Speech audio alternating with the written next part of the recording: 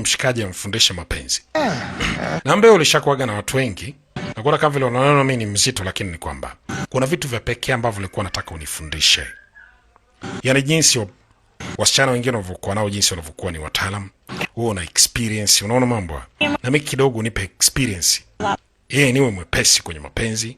Kwa hiyo leo nimekuja pia unifundishe mapenzi, jinsi ambavyo unavyotakiwa kuwa mwanamke kwenye mapenzi.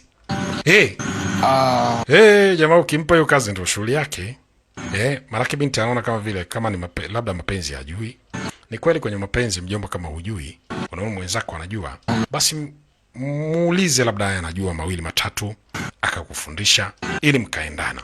Unaona vitu kama hivyo hapo. Jamaa akamwambia basi sawa.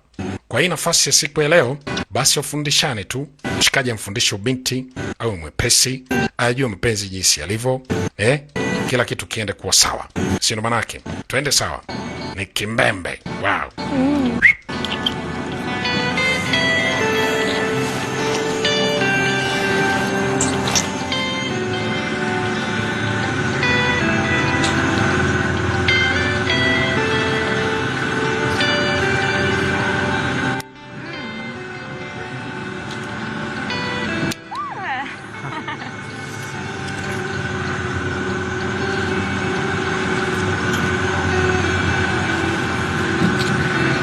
Shule ikaendelea ile ile.